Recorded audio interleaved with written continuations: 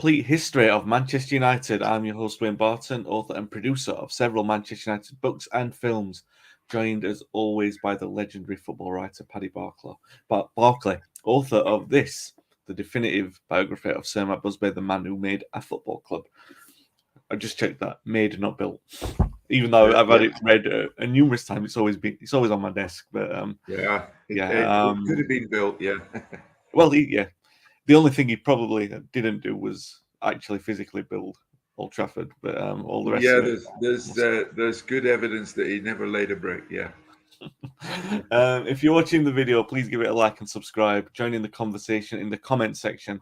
If you're listening back on the audio podcast, please be sure to subscribe. Give us a review of the platform you're listening on. And while you're here, once you've finished with this episode, please feel free to browse the library of all the Matt Busby era. And it's funny that I say that because this episode technically signals the last season of that era. Was there any indication? We spoke of the conclusion to the previous season where Busby had been knighted. Obviously, the culmination of that season being the winning of the European Cup and everything that came with it. Was there any indication at the start of this season of what was to follow in January? There was a growing realization that the game was changing. It was beautifully put in retrospect a few years ago by John Aston Jr., the hero of the European Cup win in the previous season, who put it this way. He said, "We were the last man." He was talking about the '68 team. "We were the last man to win Wimbledon with a wooden racket." And this was the sense at the time that the game was changing. It was becoming more organized. That teams such as Leeds United, who man for man, because United still had Lawbest, Charlton, Crerand, were not as brilliant, were not as world class as United, could still beat them more often than not through organization, teamwork, togetherness, the things that really now you should take for granted in a top football team. So this greater organization, greater concentration on coaching, Matt sensed that his final team, which was based almost on a star system, was out of step and that something would have to be done. Anyway, we'll come to that in time. But this was, Matt wasn't stupid. This change in the game, Liverpool under Shankly with the boot room, was a much more collegiate coaching atmosphere. West Ham, the West Ham coaching academy, the West Ham academy with its coterie of coaches.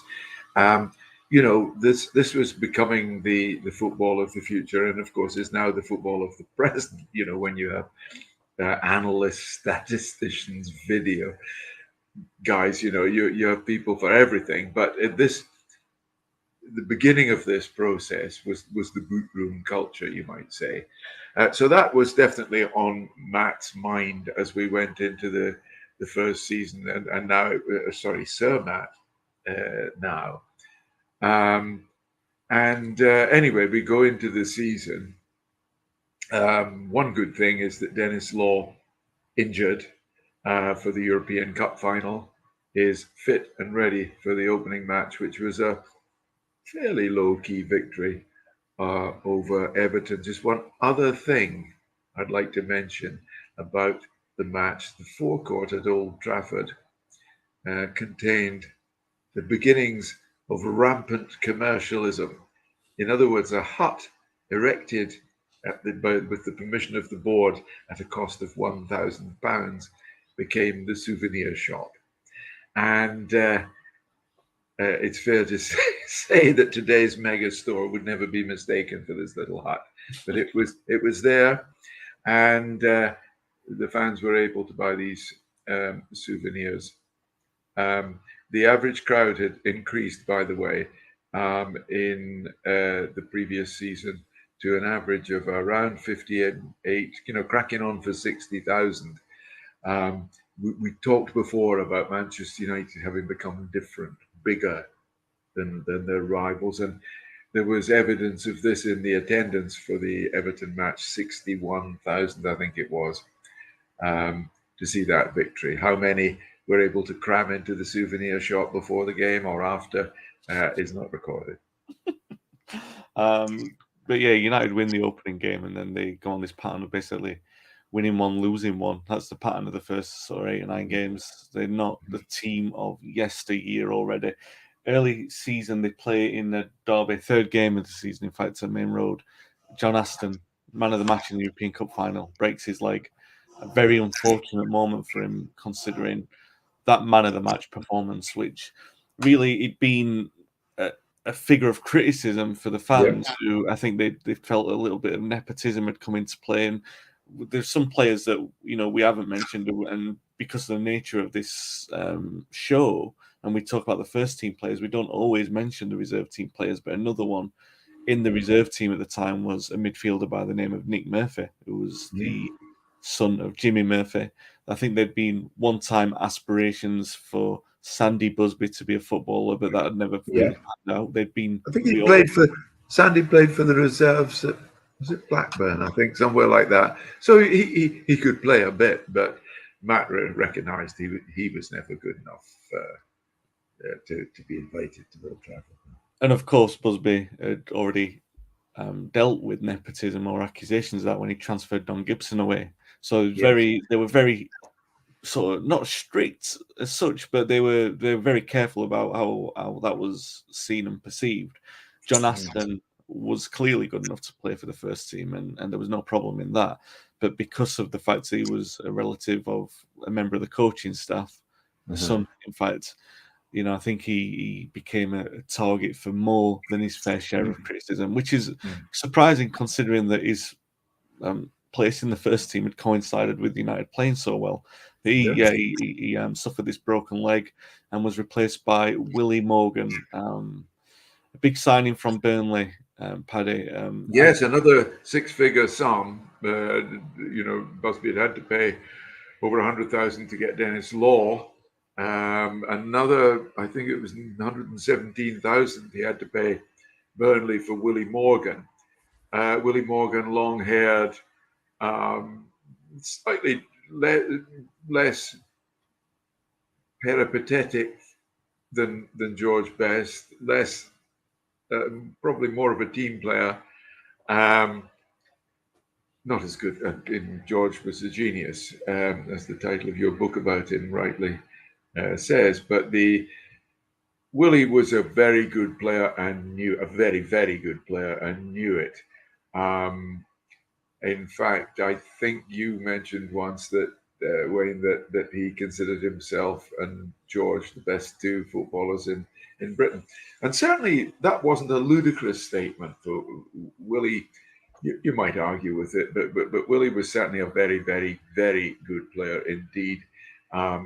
Much coveted for his performances by Burnley, and still relatively young.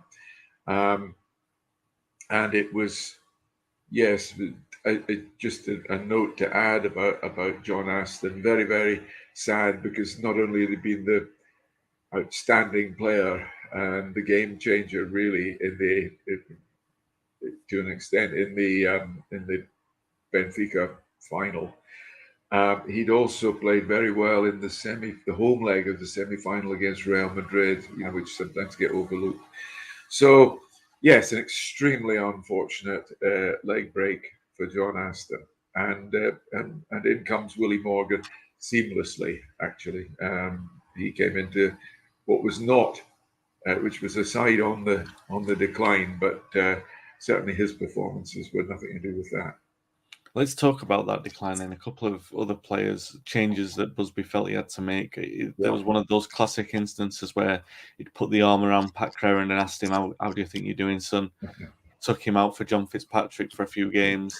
Did the same on a more semi-permanent basis to Bill Foulkes, bringing in Steve James from the youth team. And really, James, to be completely blunt, we'll come on to it a little bit later on, Wolf McGuinness hadn't really seemed like a very, very obvious choice to make it into the first team, but because of United's sort of options in that area, Dave Sadler was one. But I think United were Sadler obviously was an elegant ball player, and I think they wanted a little bit more of a presence at the back. James was seen as sort of the foil. Jimmy Murphy and Busby had a problem with Sadler, is that he wasn't enough of an assassin. He didn't like taking the man with the ball in Fultzian style. They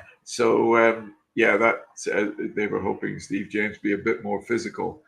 And of course, Sadler could play midfield. He could play centre forward, although he wasn't needed, with Law.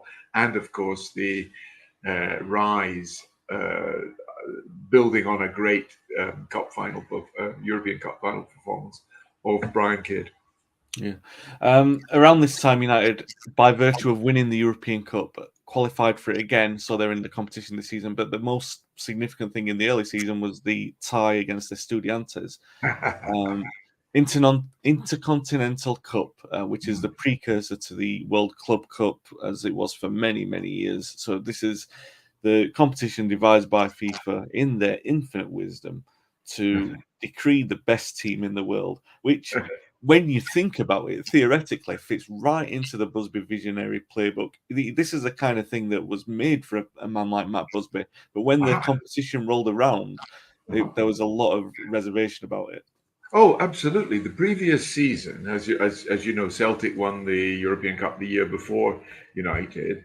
And so the previous season, Celtic had played in this, and they'd gone out to they'd played Racing Club of Argentina,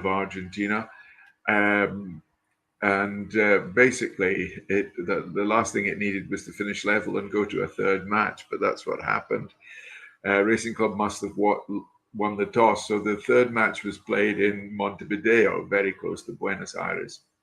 It's a few hours by ferry, so it was played over there, and it was a terrible kick-in match. Celtic had 4 sent off, although one of them, Bertie Auld, apparently stayed on the field, and Racing Club had 2 sent off. And when they came back, Celtic manager Jock Stein said, "I will never take a team to Argentina again. That is it."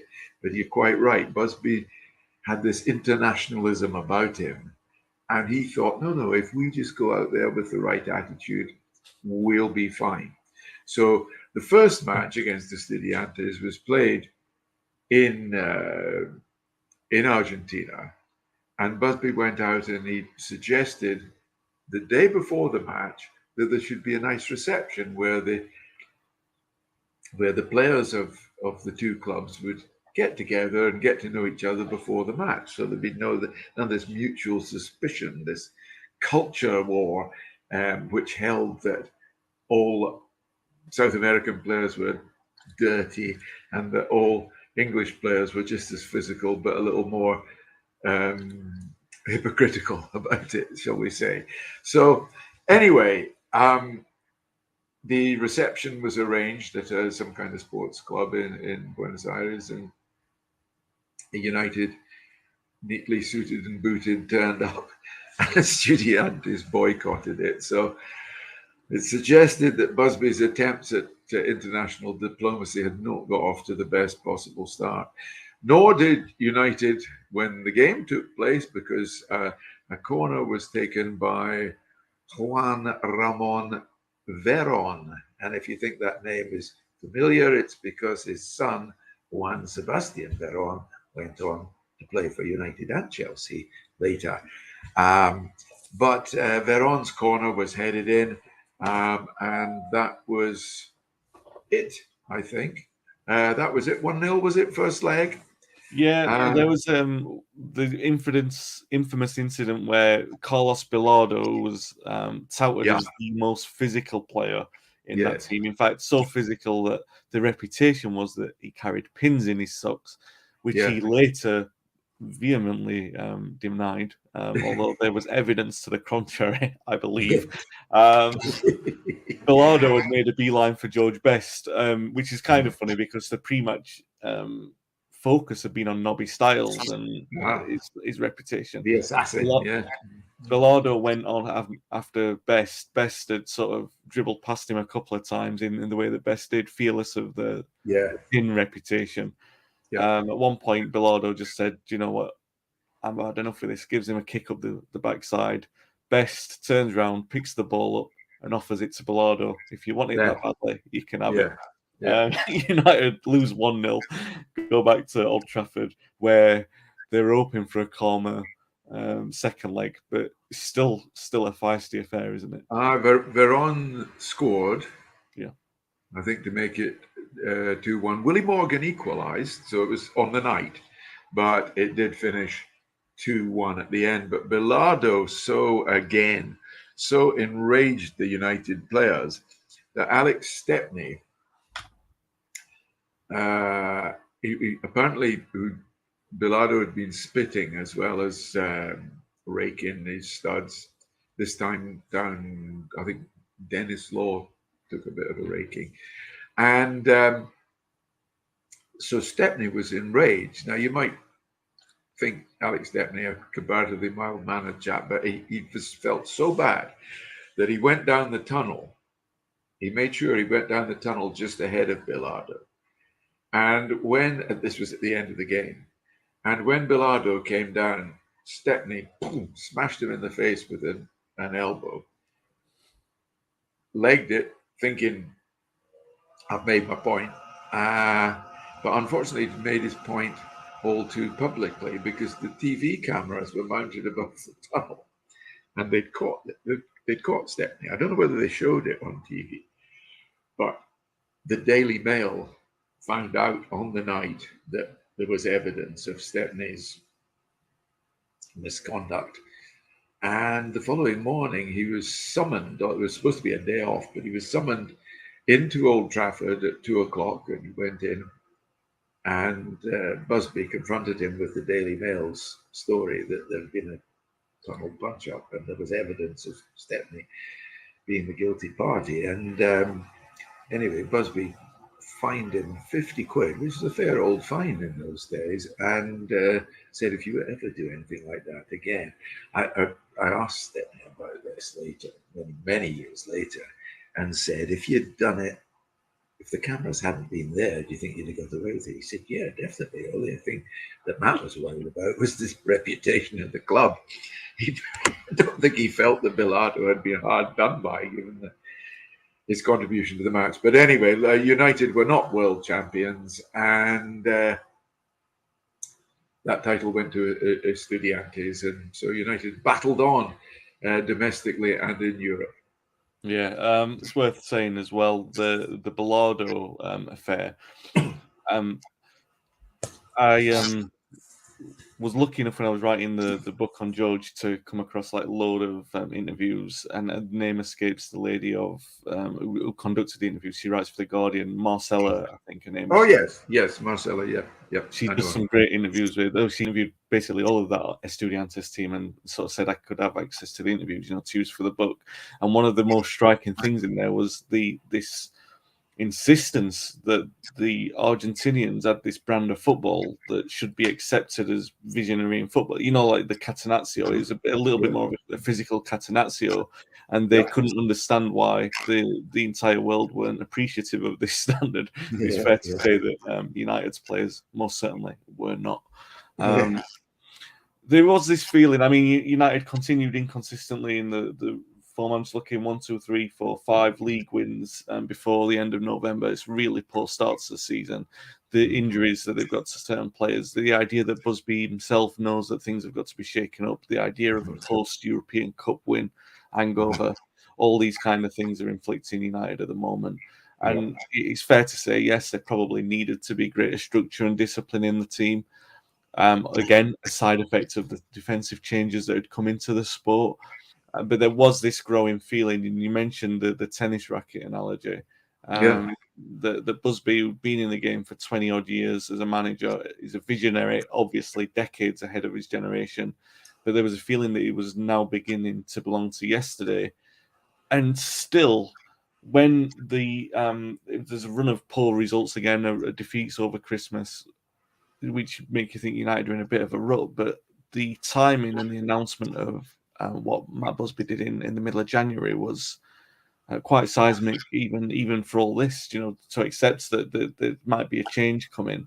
Yeah. When he actually made that decision, Paddy. So talk about the obviously the event of him actually doing it and the build up to that. Yes. Well, he made an announcement, and he made it the way he worded it. The key phrase was it said Manchester United has become more than a club, but an institution, and that the job brackets of managing it could no longer be done by one man.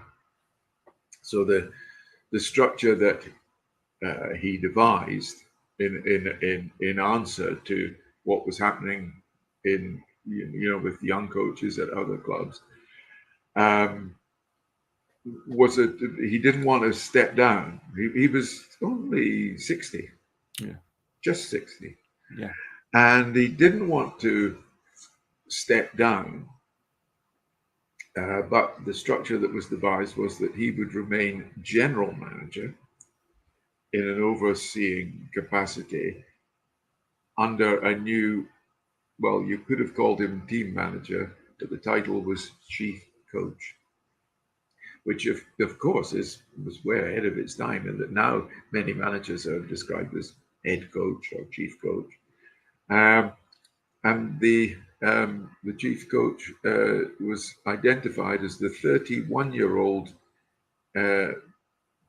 Wilf McGuinness, who, of course, as listeners to all the episodes and students of United's history would know, was an extremely promising player from the Busby Babes era, whose career had been ended, I think, was he only 23, 24, by injury, and who had then launched into coaching with the same fire and enthusiasm that had characterized his playing style, and in fact had been on the bench in 1966, had been a member of the coaching team assembled by Sir Alf Ramsey, under which England won the World Cup.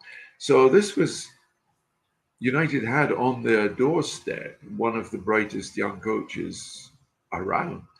So the appointment has been criticized retrospectively, but at the time it must have seemed like perfect sense.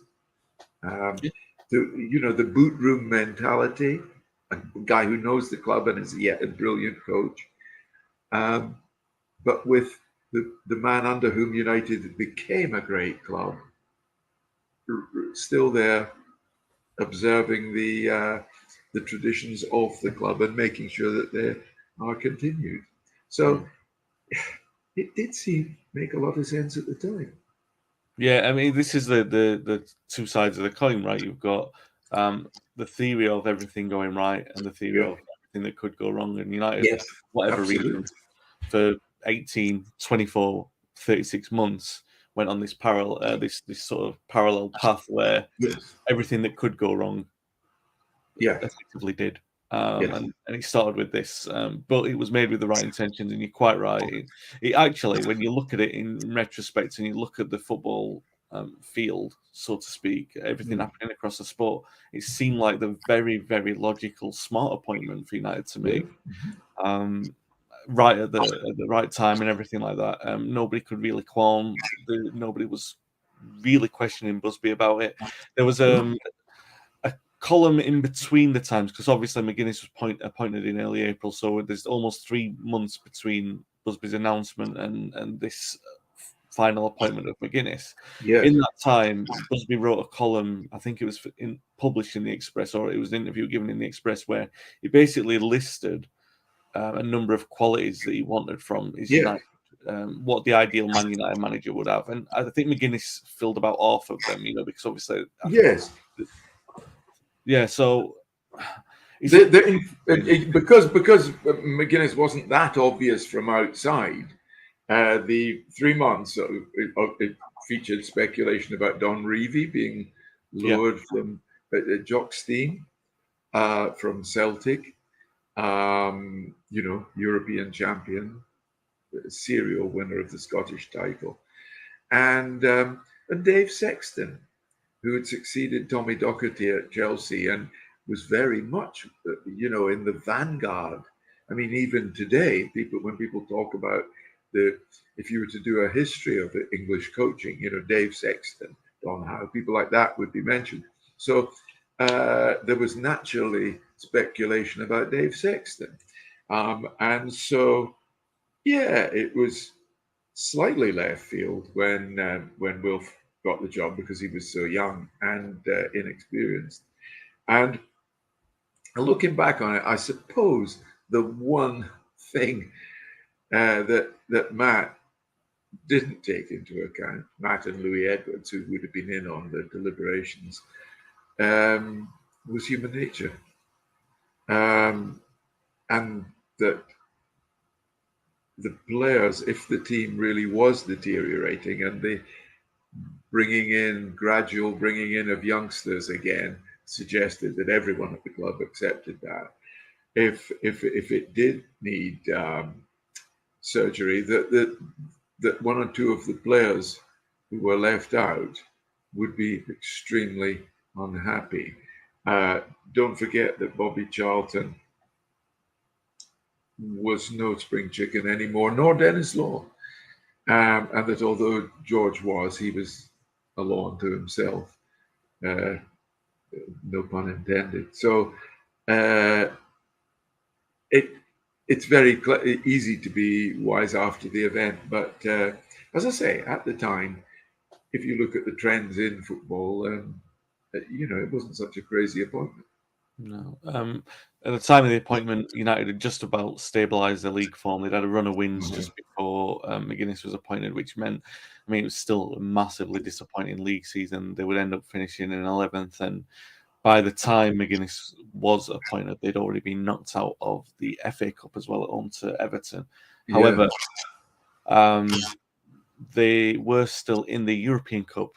As they concluded the league campaign, incidentally, on the last day of the season, they won 3-2 against Leicester, which relegated them.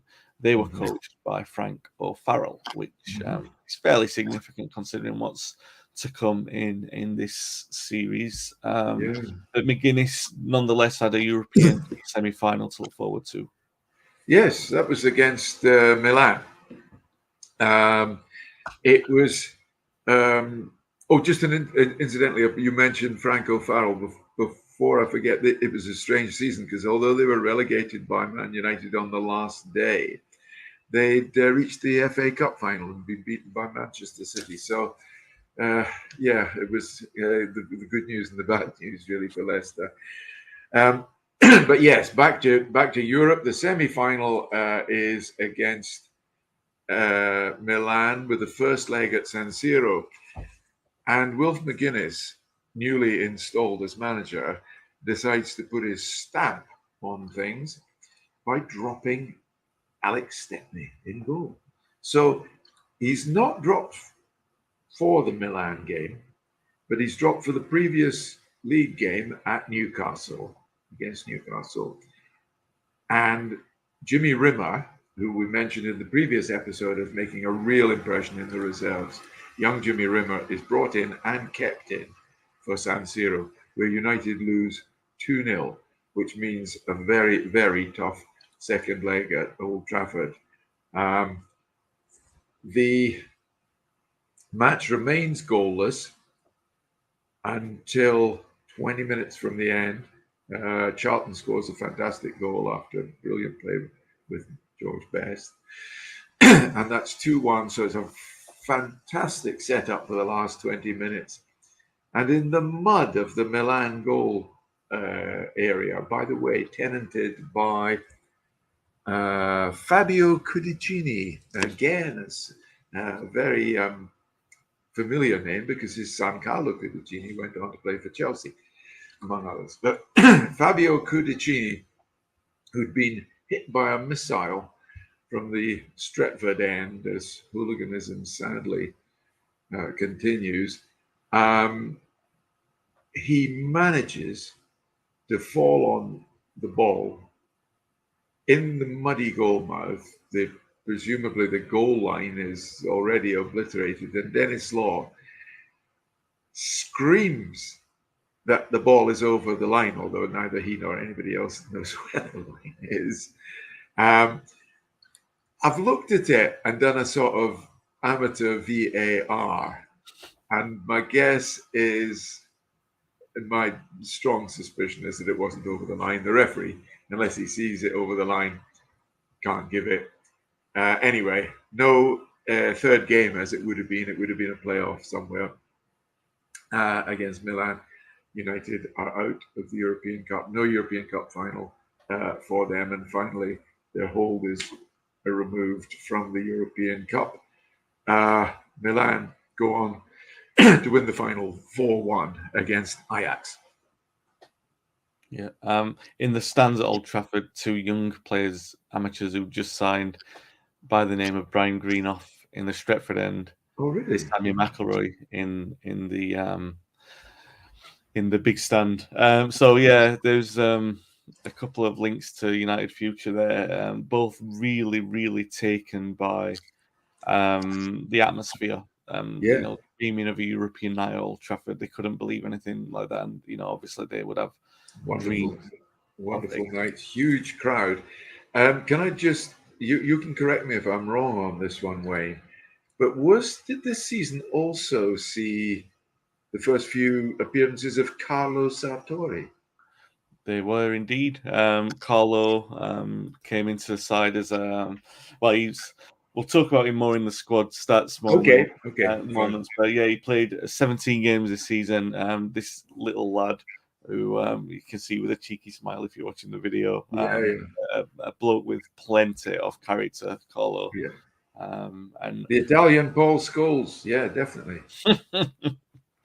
Yeah, so United finished in 11th in the league, finished in the European Cup semi-finals and FA Cup 6th round. So in the Cups, close but not close enough, and in the league, a very, very disappointing end to what is officially the Busby era, but obviously doesn't take into account the glory years of the preceding episodes, which we've already spoken about, the incredible teams that Busby had pioneered, and even this system, which seemed a little bit rudderless at times, this go out and enjoy yourself, which was maverick of its time, wasn't really the kind of thing that you would say is unsustainable in modern practice. It just needed the right chemistry and the right kind of coaching to make it sustainable. And as we'll come on, it's still, as much as can be, something that's the closest thing to United's DNA, for want of a better phrase, is this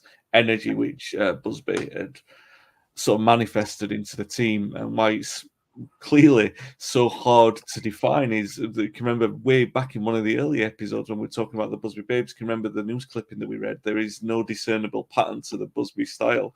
I guess it's one of those, like a roller coaster, you just had to experience it and enjoy, what you're watching, but not know how it's done. But yeah, some managers with the golden touch may surely come across that in the future episodes. Come across the squad stats then for the final time under the Busby reign. First of all, we'll go with the goalkeepers. I know I've got Steve James on the screen there. Alex Stepney was the first choice with 51 games, 38 in the league. But Rimo, he came in. He also played 8 games in all competitions, 4 of those in the league. Regular fullbacks, Tony Dunn, 47 games in all competitions, 33 in the league.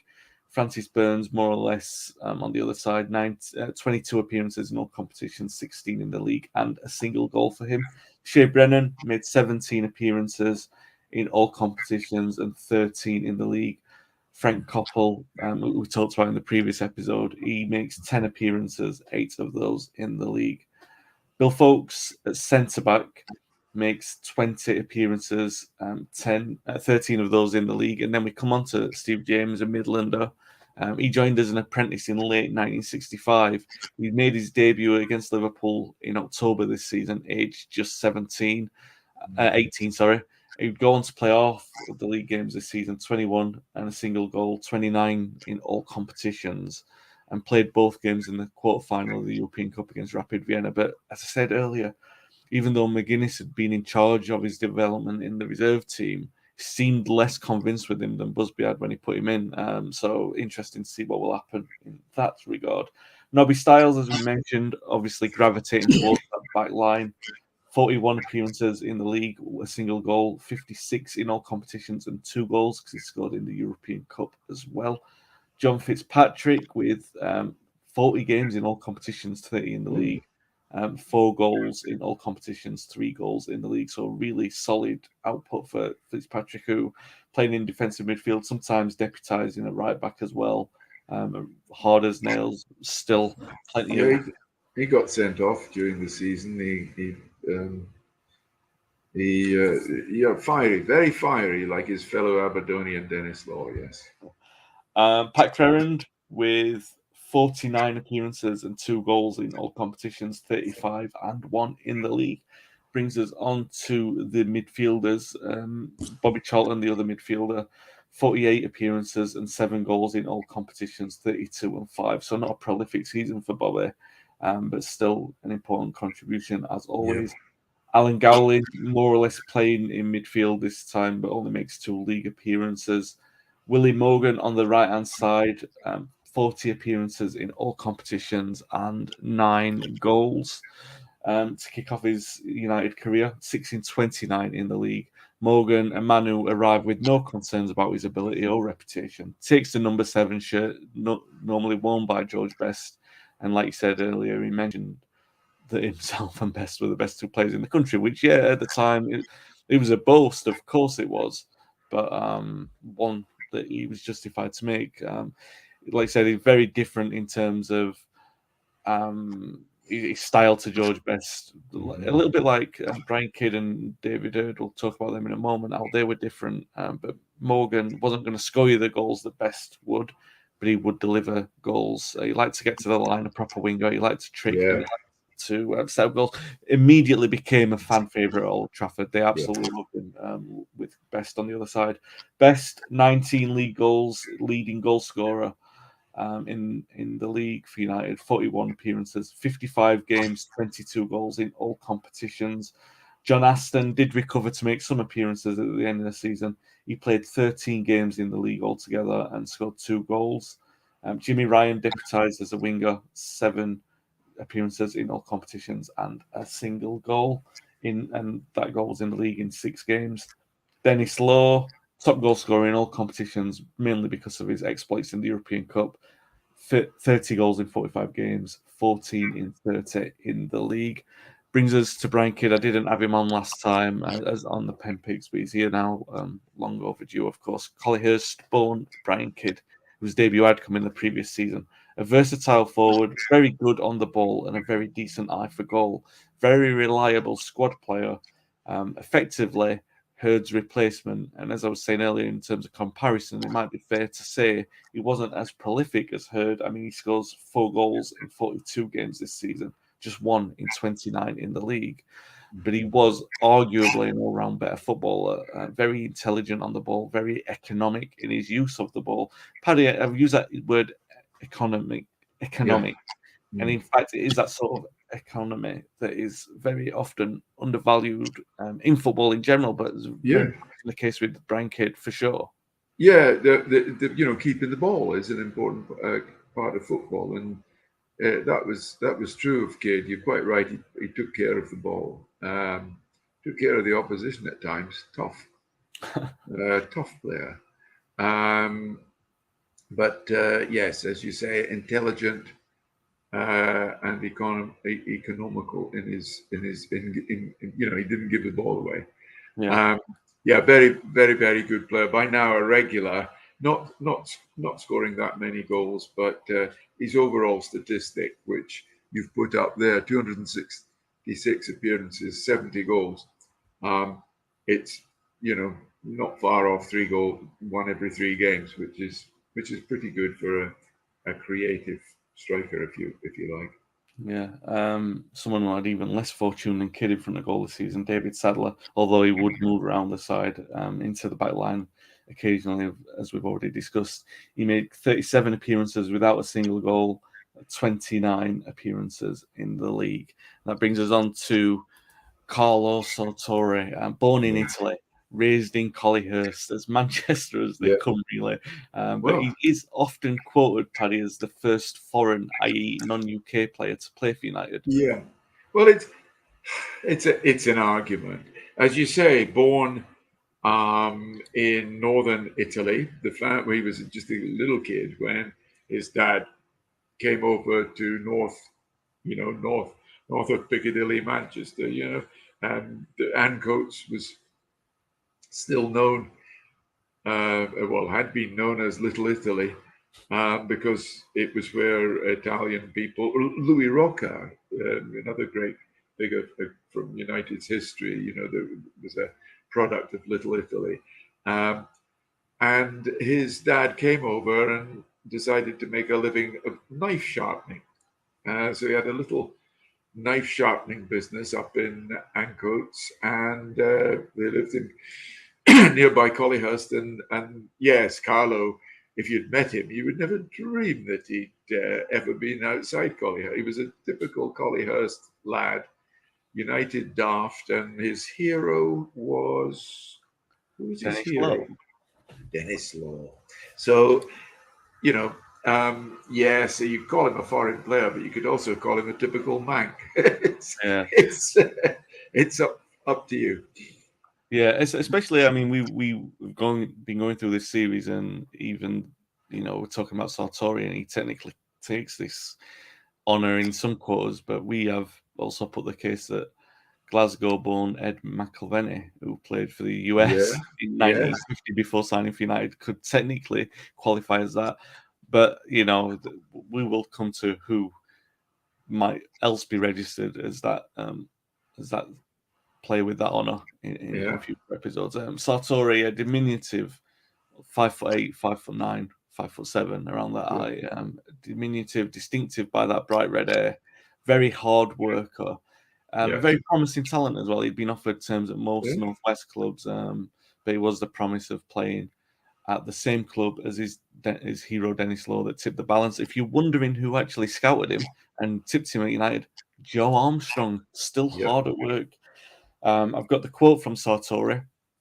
On my last day at school, a teacher informed me that Mr. Joe Armstrong from Manchester United is coming to your house to see you. He had a cup of tea with my mum, and we then took the bus back to the ground where I was introduced to some of the players, including Denis. And that was it. A love affair was born. 1 goal in 17 appearances for Carlo this season. That goal actually came in the European Cup. He didn't score in 13 league appearances this season, but very hard worker. In the mould of Law, if not as prolific as him. Just one note on foreign players in the UK. Because we mentioned the scarcity of them at United, but that was obviously the case through football as well. I think probably the only foreign player in English football that we mentioned in this entire episode, this entire run series, is Bert Troutman. In 1931, the Football Association decided to take a hard stance on foreign footballers. And they introduced a rule that said a player would have to be resident in the UK for 2 years before they were allowed to play. And that requirement lasted for 47 years. There are a couple of Danish players who did make it into the top division in the late 40s. They were Carl Auger Hansen for Huddersfield and Viggo Jensen of Hull City.